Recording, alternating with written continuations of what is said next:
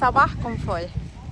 النهارده هكلمكم وانا بره، وهمشي معاكم عن موضوع الثقافات واختلافها. النهارده الحلقه معايا لوحدي لظروف معينه طبعا، لانه زميلي في الحوار مش موجود، عنده شغل، فانا احيانا هكون لوحدي معاكم او هيكون في معايا ضيف اخر. عايزين نتكلم على الثقافات، ايه اللي بيأثر فينا لما بنخش مجتمع غريب او جديد علينا. احنا قلنا قبل كده موضوع اللغة عامل مهم جدا، ان احنا نتأقلم مع حاجة جديدة علينا، لان لو ما فهمناش اللغة مش هنفهم هم عايزين مننا ايه، او مش هنعرف نعبر عن مشاعرنا، عواطفنا، انفعالاتنا، الحاجات اللي احنا عايزينها منهم مش هنعرف نعبر. فأول حاجة عشان نخش ثقافة ونتأقلم معاها، أول حاجة لازم نتعلم اللغة، دي نمرة 1. من غير لغة اعرفوا ان انتوا مفقودين في المكان، حتى لو كنتوا معاكوا أعلى شهادات بس ما بتعرفوش تتكلموا اللغة بتاعت الناس، فبالتالي مش هيفهموكوا ومش هتفهموهم، وهيكون في صعوبة في التواصل. طيب، خدنا اللغة، أهلنا نفسنا وخدنا اللغة. تاني حاجة مهمة قوي علشان نتعايش مع الثقافات، إن احنا نعادل شهاداتنا.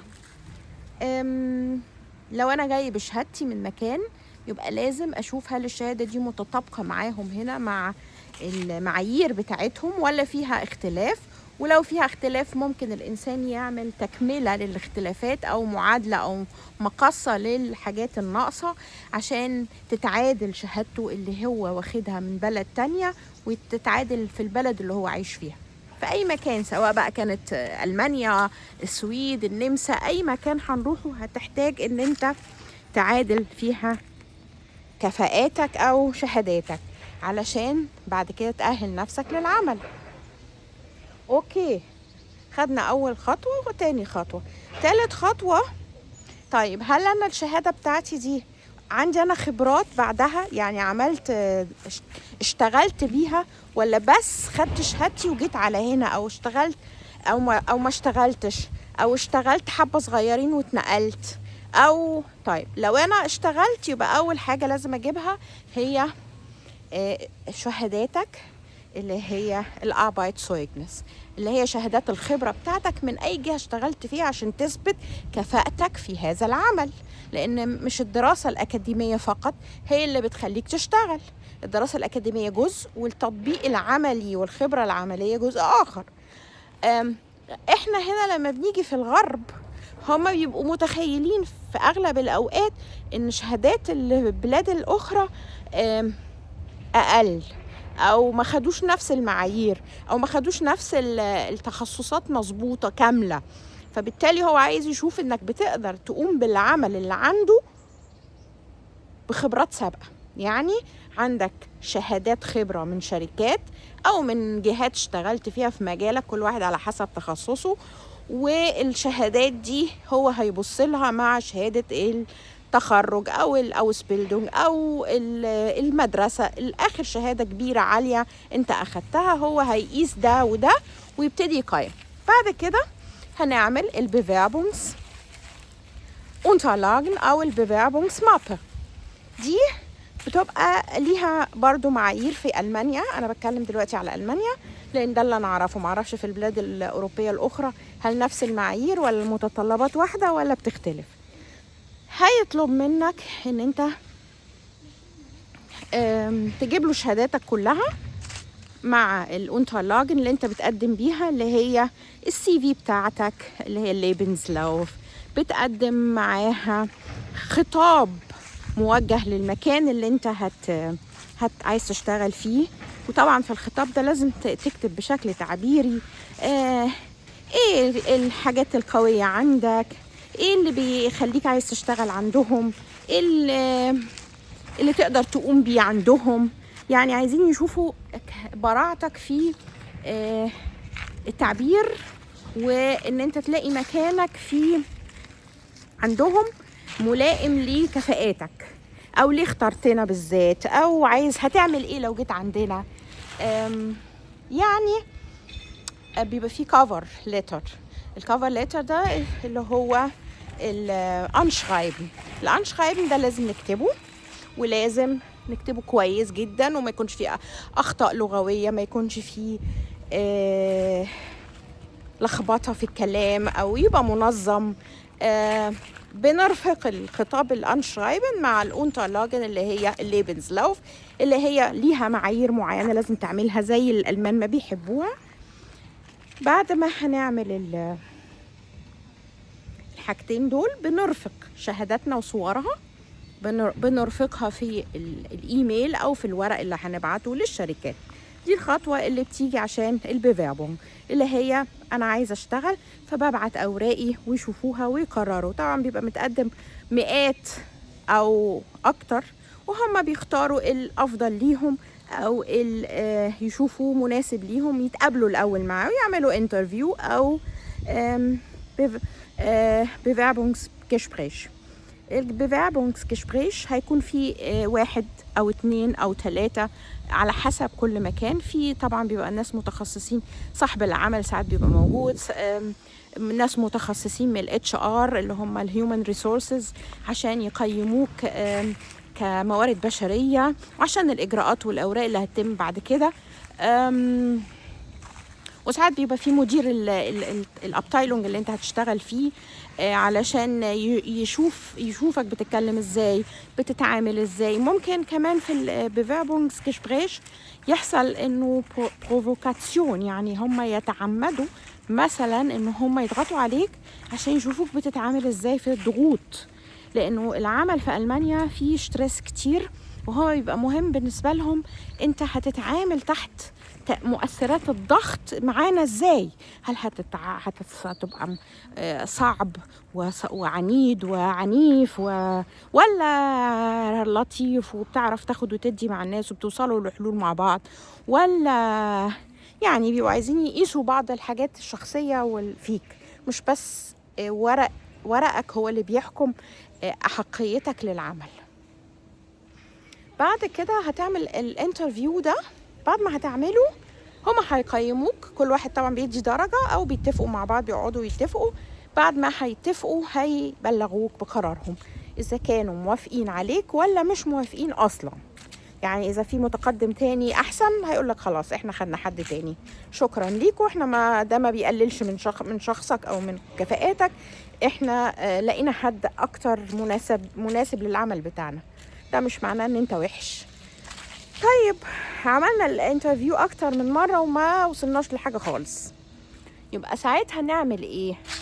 نعمل Weiterbildung تكملة. لو انا معايا شهادة بنعمل حاجة اسمها Weiterbildung تابع للمجال بتاعي، والجوب سنتر بيساعدكم يا جماعة،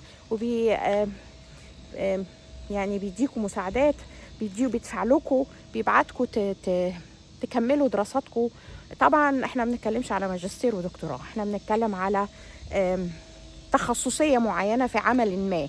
عندي شهادة تخرج لكن ما عنديش التخصصية دي وهتفيدني قوي لو عملتها، يبقى ممكن يفيدوك فيها او يدفعوها لك وتكمل بيها اللي انت بدأته في بلدك من مشوار. يعني خلصنا الفايتربيلدونج. وبعدين عايزة اقول لكم حاجة، طول ما انت ما اشتغلتش في ألمانيا وما تعاملتش مع الألمان وما احتكتش بيهم، مهما يكون عندك كفاءات مش هياخدوك او مش هيعرفوك او مش هيساعدوك. ليه؟ لانه المحك الاساسي في الحياة في ألمانيا هو العمل. لو ما اشتغلتش معناها ان انت يا اما ما بتعرفش تتواصل مع الناس، يا اما ما بتعرفش تشتغل، يا اما لغتك مش مساعداك. اذن في عوامل كتير لازم نخلي بالنا منها لما نكون عايزين نندمج في المجتمع الألماني. اولها لازم نشتغل، لان لو ما اشتغلناش احنا بره المجتمع. ايه فايدة ان انا اسفة عشان الصوت جنبي هنا عالي شوية. ايه فايدة ان انا معايا شهادة وجاي بيها وما بشتغلش؟ او ايه فايدة ان انا معايا شهادات وعندي يعني عندي آم، مؤهلات وما بستفدش منها. هو ما بيحترمكش فقط عشان معاك الكفاءات دي او الشهادات دي او يعني هو بيحترمك لما تكون فعال في المجتمع، بيحترمك لما تكون منتج، لما تكون تدفع ضرائب. عشان كده احنا شايفين في السياسة حاليا كلهم عايزين يقولوا ايه، لا احنا مش عايزينهم، عايزين نمشي العرب، اللي ما اندمجش في المجتمع هنمشيه، اللي ما اندمجش في المجتمع ده عبء علينا.